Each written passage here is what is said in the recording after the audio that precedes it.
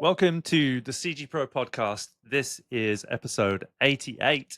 And if you've enjoyed the show today, please subscribe to our channel and you can follow our newsletter by going to www.becomecgpro.com and you can sign up for that there. So today it gives me great pleasure to introduce our special guest. He's a good friend of mine. We've known each other for years, and he is a pioneer in the world of virtual production.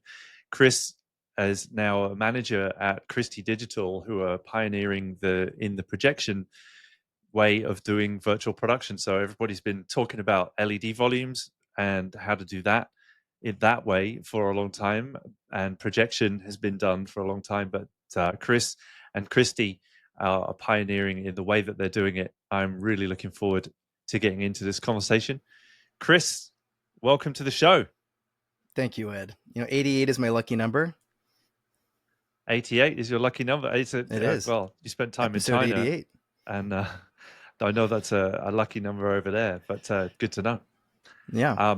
Well, welcome. It's a real pleasure to have you here. Genuinely, we've been friends for a long time, and you met CG Pro, the training company, the school, in its early days, and were one of the people who were pushing into that space early on, one of the early adopters. So that's how we got to know each other. But it's really cool to have you here, watching your journey going through virtual production and the progress you've made, and the spirit and the hunger and the passion and the determination that you've had going through this crazy 5 years that we've all been through is always inspiring to me personally. And getting to see you up on stage recently and doing all the things that you're doing with Christy is super cool. Genuinely, one of the greatest pleasures that I have in my job is getting to watch people come spend a bit of time with us and become friends, hopefully, and then go off and do really cool stuff. And you really exemplify all of those things. So welcome. You're very welcome on the show. Thank you, Finally. Ed. You're too kind. But yeah, it's been a long journey. And I can dial it all the way back, but one of the pivotal moments on the journey. Well, so I had a background in virtual production with green screen studios, live broadcast style. And then that experience opened my mind to a lot of the work that was being done back then, PBR and, all of that kind of thought leadership. And it was all very challenging. I wanted to use Unreal Engine as a real-time tool. But back then, the only educational avenue was to build a GUI for your video game. And then once you did that, there wasn't another video. And so, it was a steep learning curve. It still is a learning curve. But I always had that desire to push the envelope. We were 3D printing, think rigging mounts for Vive trackers and trying to really, really push farther with what we were doing in real-time broadcast. But it was a challenge. So we ended up, doing a lot of AR overlays and things like that. And it was still fun. It was still, phenomenal. But there was still an itch that I had to scratch. And then I think it was around the pandemic when I took the first CG Pro class, when all of that began. And because I knew that Unreal Engine was, at the forefront of virtual production and how things were done then. And so I was blessed to have found you on a Facebook thread, I think. And then a few conversations later, I was all in. And it was one of the more rewarding experiences, educational experiences of my life. And I've had a lot of great educational experiences, but that one definitely set a new North Star for me. And then, awesome. Thank you. Yeah, no, it's true. It's nothing but the truth. And growing into that, it was really apparent very quickly that accessing the model of virtual production was something that only the elite could accomplish, right? People that had a lot of money and could pay tens of thousands of dollars a day, right, to be on a soundstage. And so it made growing into that space, especially challenging. It was phenomenal learning a lot of theory and a lot of the software side with CG Pro. But then there was always just like that, I wish I could do more. I wish I could, have these tools to be a playground and learn, more. Because there's only so much you can do, like learning a processor online and not like putting it to work. It's just very different. But I did that anyway. And then the R&D side of it, became the lowest hanging fruit, the one that I could access the most easily. And so I focused on that. And there was a lot of different white papers about using high frame rate system designs to push the limit of creativity with virtual production, both in a live environment and, just for film processes. And so I became kind of fascinated. One could say infatuated with this concept. I couldn't stop talking about it. And It's a good that, sign when you right, when you right. get to that point, right? You're obsessed with something. That's a good thing to follow. Yeah. I couldn't put it down. I just, and so I brought it up in every conversation, and inevitably it led me to meeting the founder of this kind of this idea of hiding light and leveraging unseen light and maximizing the capability of a production system design. And to me, that was just fascinating, and it was very different than the way that anyone was thinking about in-camera visual effects. It was kind of the theory was, you have all of this light, you should leverage all of it, and do more with it. And I thought that was a really interesting concept, and kind of went against traditional filmmaking theory in terms of cinematography. But I thought the potential was so great that inevitably it would hit. And then I almost gave up on it because it was years of just me standing on a table and screaming into a void. There's a couple phenomenal examples of it being deployed that won Emmys, and there was a lot of fanfare, and it was creatively beautiful. And the Fox NFL Sunday studio, like, it's amazing what they do over there. That's one example. I know of a couple others. There's one on I think it's the Paramount lot has a small LED stage they can do the ghost frame trick. But anyway, it was still hard to access. And then I got picked up by Christie Digital. At the time, I was freelancing, spending a lot of time with Kubrick, the AI platform. Um, uh, but then Christie came across my plate, and it was a serendipitous moment. I discovered through working with them that they had transitioned away from bulb technology and projectors to laser light. Um, Lasers, and then way cooler than lasers, bulbs. Yeah. way cooler. Frickin' Uh, lasers. yeah, yeah. Um, Hyper energy efficient light technology. And just a bulb went off in my head, like, oh my God, like that potentially could Not a be a laser. more, yeah, like it A could be a laser went more, off in your head. yeah, Sorry. Bad joke. definitely. Like it could be like a more capable light source, not just like a more efficient, but a more capable light source. And so I started asking questions, spoke to a brilliant engineer named Larry Paul at dinner, and I was ready for that conversation. I had in my pocket like the specs for the flagship LED standard for virtual production, and I showed them to him, and I said, "Look, I know that the projectors here are wild because they use lasers, and I never would have thought, but just how wild are they? How do they compare to these specs?" And I could tell that like he kind of already knew the answer, but he humored me and looked at the piece of paper anyway. And then just looked at me and he said, they outperform every single line on this page. Power draw, size, weight, um, yeah, and then speed and color. And I was like, well, that's pretty much everything, right? It ticks all the uh, boxes. Ticks all the boxes. But when you say speed, how fast? What is speed? He said 480 frames per second. And then I was just like, okay, game over. I knew exactly at that moment that the high speed system designs that I had been studying, leveraging LED and could never afford, all of a sudden could be innovated with laser projection and become accessible. And so I got really excited. And he set me up in a lab in Orlando for a week with a couple brilliant engineers. And in a few days' time, we had it all working. And so here we Amazing. are.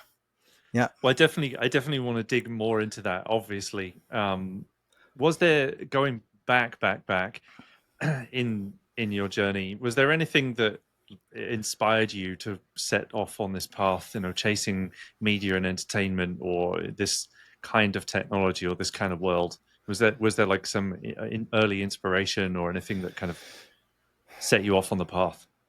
Yeah. I mean, it was a lot of things. I think when I was young and romantic, I wanted to be in politics and to try to change the world for the better. And then got into a really good school that studied politics. And I learned real fast that that's not the environment that I wanted to be in. It just didn't seem like a productive endeavor. And so I joined the other side, right? The news side. I'm gonna report on what's going on in politics and then shine a light. And so then that kind of sent me down a path of media. So I went to school, changed my degree for a media public affairs degree, and learned camera work, learned editing. I think back then it was Avid, and then shortly thereafter, Final Cut 7. And was just really lucky to have a lot of educational opportunities to study post production, After Effects, and compositing, and then apply it and to do some really fun work. And that was all great, and it was a job. And but inevitably, when I was in China, I tried VR for the first time because I went to Jaunt VR. They had made this alien-looking 360-degree, 120 frame per second camera, which is still better than any 360 camera made today. It was years ago, and because I wanted to have it, I wanted to use it. And they're like, Everybody no, wanted one of those. right. And they're like, Not no, nobody we could can't have give them. it to you. No, they're like, Yeah. no, you can look at it, you can see it, but you cannot have it. And I was like, then why do you even make them? Anyway, What um, took you to China in the first place? so like my great grandfather, he started the first YMCA in China. And so when I was a young lad, as you would say, my grandfather picked me up and put me on his lap and then drew my family name in Chinese and said, this is your name. And it just melted my brain out of my ears. And so I became like very interested and curious as to, what, why, right? And then the more time, then I started going to China at a young age in 1999, studying the language and the culture. And the more that I went, the more I discovered that I knew nothing. And there's only one way to really understand the condition of China, and it's by living in it. And so I did, and just went. And it was an amazing 6 years, Wow, two of which were dedicated to getting a master's in political theory, and the rest was work. And wow. it was in broadcast the whole time. What was that feeling like when your grandfather wrote your name out? Did you get like some sort of physical sensation that was like going, I have to follow this? Yeah, it was definitely a moment, right? One that nowadays I don't reflect on too much often, but it had a huge impact, right, in my formative years, at just establishing an insatiable curiosity. But yeah, it was surprising, right, and Was it like impactful. a was it like a sort of, I don't know, hair standing on end kind of thing? Was it Oh, like for a, sure, for yeah, sure. And then just confusion after that, right? right? Like, What do I do with that? I, I love to ask these kinds of questions because the trying to like understand that signal, I think, is one of the most fascinating things about being human. It's like, when, because there's so many things you could do as a human being these days, more now than ever. And but like deciding what you want to do and what decisions you want to make, those kinds of moves are hard for people to do, I find, and for me too.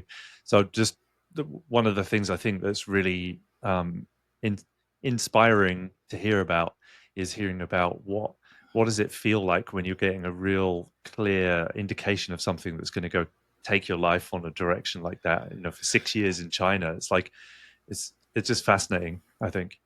Yeah, and it was definitely almost like having an out of body experience, right? Like it was so impactful, and almost ego melting in a way.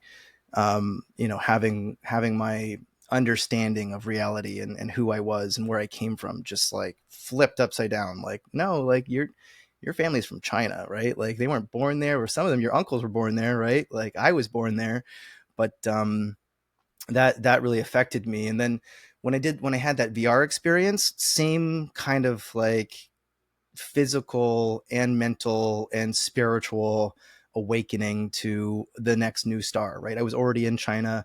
Had already scratched that itch. I was fluent in Mandarin.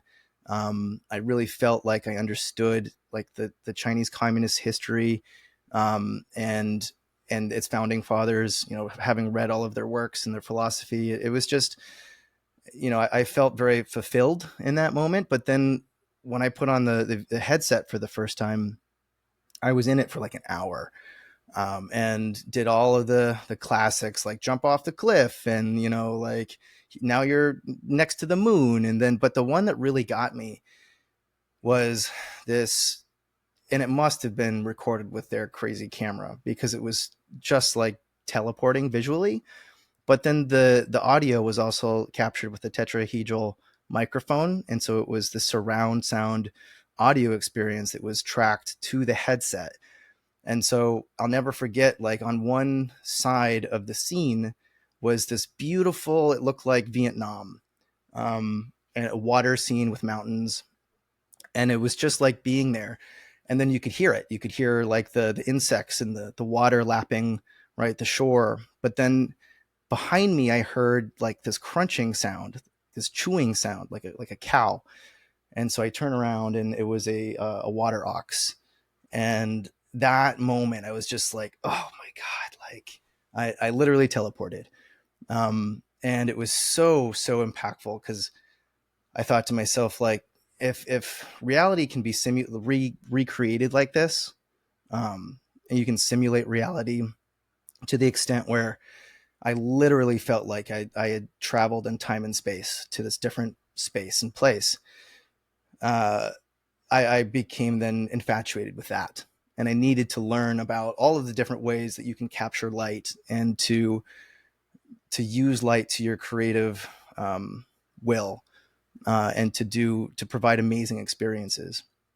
And so that kind of started a new educational path for me, where I started learning about some really esoteric stuff, in terms of light, and how to capture it and how to reproduce it. And inevitably, it led me to virtual production, and meeting you. Here we are And on a here we are podcast. on a podcast.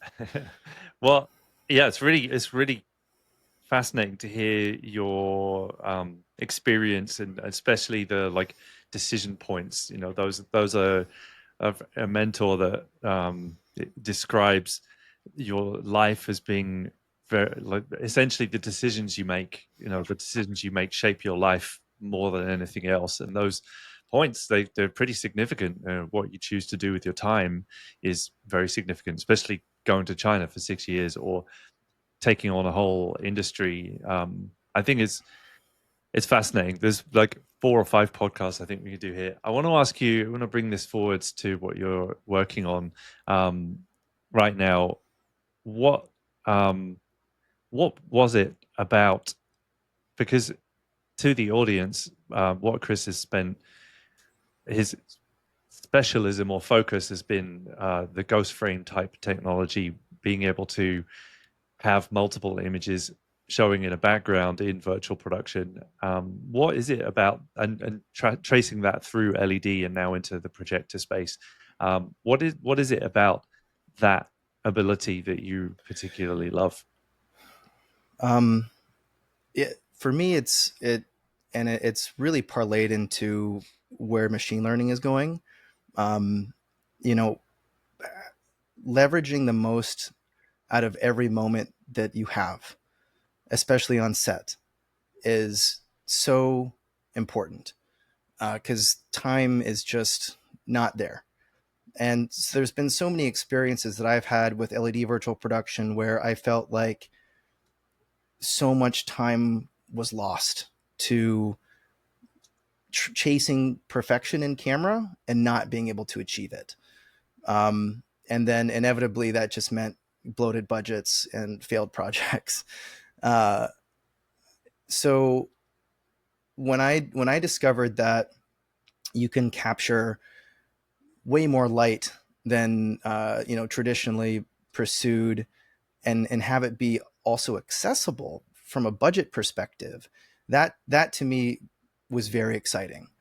Um, in my mind, it makes the most sense to every frame of time that you have to capture as much possible data as you possibly can.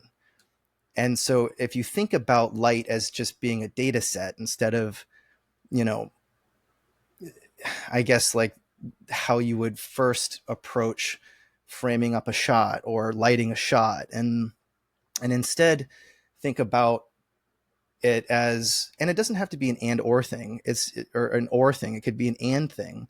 You know, let's capture as much light data as possible in this moment so that we have an opportunity and post production to get the most out of that moment, right? So that we can parlay that time spent on set into the ultimate creative vision, instead of making choices and sacrifices in the moment just to get through that frame. Choose instead to capture more things so you don't have to make sacrifices, and get the most out of your end vision in terms of what you actually wanted that frame to look like, instead of what you could get away with because of, you know, uh, chokes like points and render, right? For real-time rendering takes a lot of render power and it's never enough. And so by keeping an eye on prioritizing the amount of light that you capture and the different types of light that you can capture, so that you can then, and with a post process, really lean into, having render power at scale instead of what is available on site, like on location, um, is a massive advantage, is particularly today, right now, with AI and machine learning, which are both kind of difficult topics, but they're here, and Let's go. they're tools, right? And so in my opinion, you might as well use them. Well, tell us how this impacts AI and machine learning, particularly with the work that you're doing at the moment. Yeah, so I mean, machine learning is all about the quality of the data that it has to run off of. And so the more information, the more references, the more light treatments that you can provide, that compute, the better your outcome is going to be. And so if you follow that thought process, it makes the most sense to capture as much as you possibly can in terms of the amount of light and the amount of references and the light treatments on those references, for every single frame.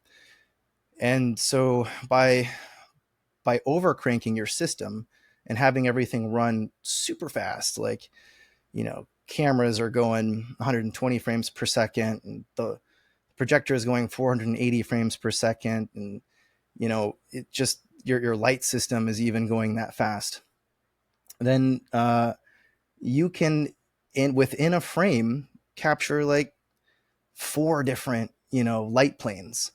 And then, for example, Paul Debevic's white paper on magenta green that we demonstrated recently, at the SMPTE hosted panel in Burbank, that light treatment of painting your foreground magenta and capturing a chroma green in the background allows a machine learning program to get an absolutely perfect key.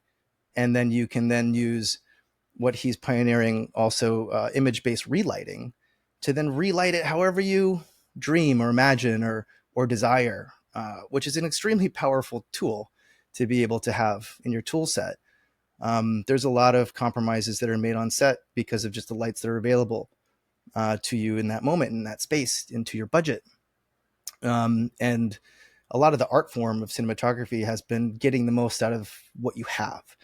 And I believe that if that's going to hold true as just a foundational art form, getting the most of what you have is going to involve a post process now, way more than it has over the last 5-6 years. What do you think that means for to the classic role of the cinematographer? You know, it's not, in my opinion, I think that the job of the cinematographer is to help the film be as good as it possibly can be. And so if that is the case, then their job is to do whatever they can, right, to advance that mission. And if that means running at really odd frame rates with a open shutter just because it allows you to capture the most light data and information as possible to allow for that story to have the visual effect that the storytellers want to achieve in the end, then that becomes your role. And I'm not saying that this is going to be the way that everyone does it. Of course not. I think that it's going to be the way that a lot of people do it, and that is going to increase quickly. It's the things that I've seen machine learning do are, it looks like magic, and so leaning into that is, I think, the intelligent way to go. So for cinematographers, what would you hope for them to be expanding into, given these new technologies? Just to have like an open mind, like there's so much lost when you run your camera in traditional settings, like 24 frames per second with a 180-degree shutter angle, like that's what the go-to setting is for most people coming out of film school, because that's just what you're taught is what you should do. And I get that. Like, I understand why. It's about trying to somehow imitate the eye, and to imitate how the brain interprets light. But that's kind of a destructive setting to put your camera in. You're throwing away a lot of light. You're not capturing even a fraction of the amount of light that could be captured in that same frame. And it's not as if in the end that clip is going to look like it was shot in 24 frames per second at a 180-degree shutter angle. If that's what that cut calls for, that's what it can look like. It's just, instead of doing it in camera, I think that process is going to happen downstream. And so it's just a different way of thinking, and it's tough. I get a lot of pushback about that camera setting, I'm but sure. from an engineering perspective, it's just, it doesn't make a whole lot of sense. There's so many more questions that I want to ask you.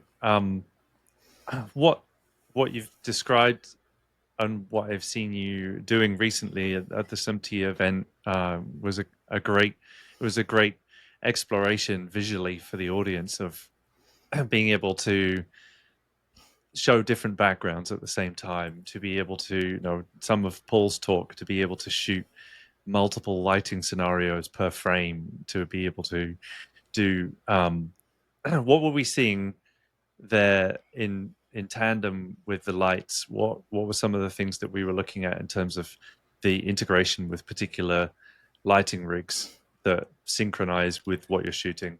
Yeah. So what was happening there is that, so it's all about speed.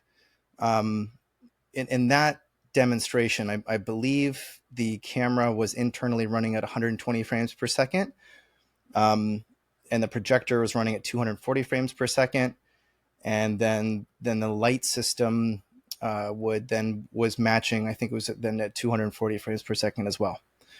And so when all of that is in sync, you can then control what light is seen at what time by a camera.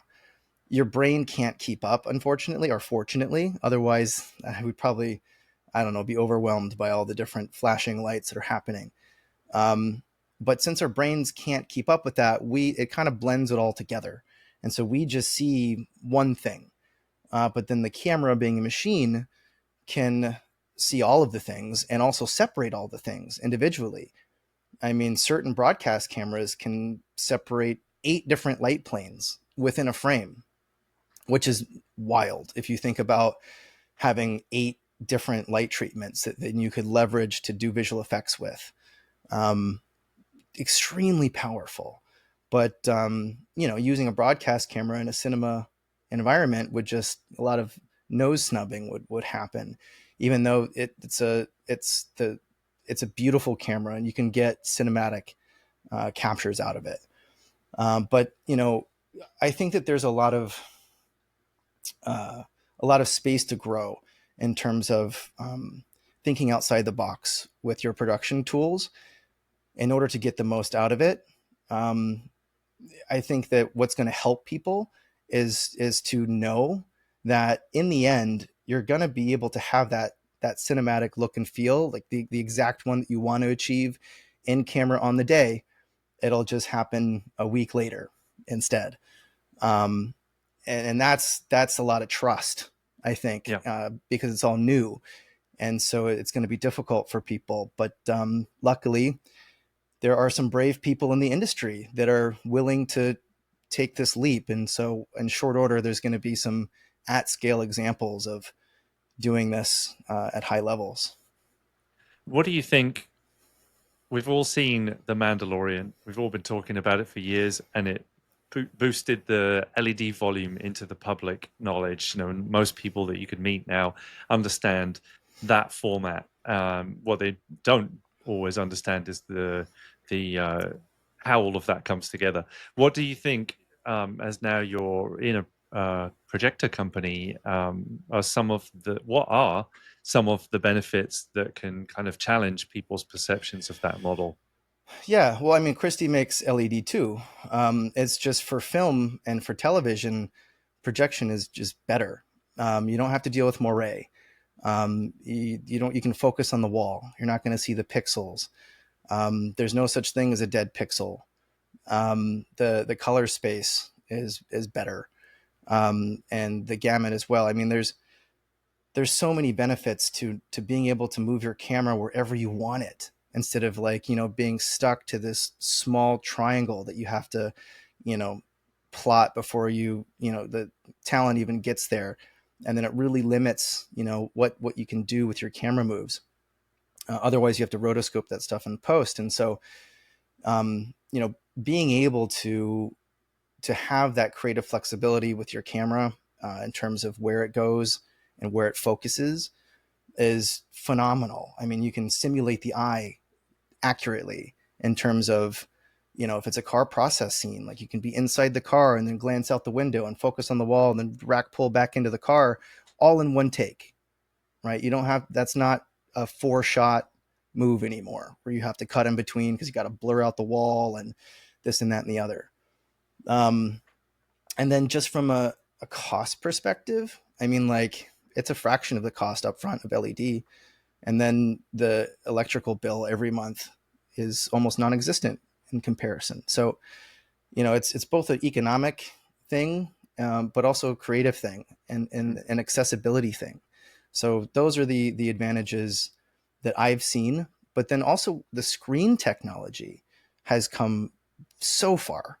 We're working with a couple different screen manufacturers. The one that I was most recently pleasantly introduced to is Carbon Black, and the material that is used for these high lumens projectors is brilliant, absolutely brilliant. And then it increases the contrast, right? So you get the blacks that you want while maintaining the highlights, and it's just it's incredible how empowering having that material.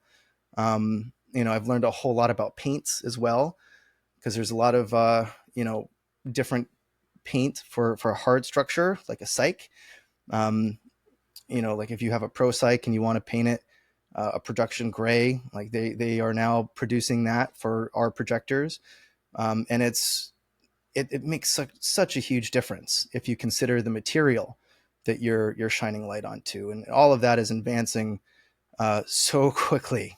It's here, but it's even going beyond in real time. So, last question: what does this mean do you think, to the average person who is not looking at even smaller productions, even smaller studios, who were looking at virtual productions being something they can't do before, and then thinking forwards beyond, even small production companies to the average person who maybe wants to have a go at it themselves, maybe call it the creator economy or the YouTube community, call it what you will. But what do you think that this opens up for them? I think it makes it wide open for the first time. The types of projectors that you would use for a 50-foot screen in Hollywood, right, or a different family of projectors that you would use for like a garage, like kind of situation, and all of those can do the magic. And so, I'm really excited. I'm really excited for people to discover that they have this tool set, and it's just going to get better. Right now we're using professional broadcast and cinema cameras to great effect.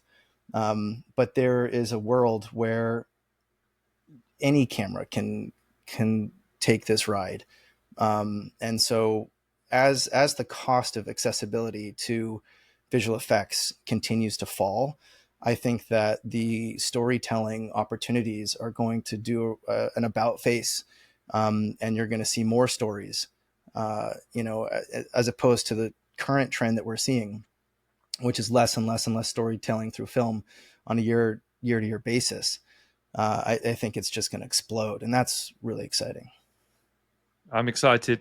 I am looking forward to being a part of it with you. Chris, thank you so much for being here on the podcast today. I appreciate you taking the time out of your life to be here and share some of this with us. Yeah, thanks for having me. It's always a pleasure. Of course. Well, look forward to round two. Thank you also to our studio audience. Thanks to everybody for being here today. And if you would like to hear more shows like this, sign up for our newsletter at becomecgpro.com. We have another show coming up on Thursday that I can highlight, which is a new show. It's the CG Pro show, and we're going to be diving deep into some of the things that we talked about today, some of the current cutting edge of computer graphics. So sign up, tune in. See you Thursday. Chris, again, thank you. I hope you all have a great day. We'll see you all soon. Take care, everybody.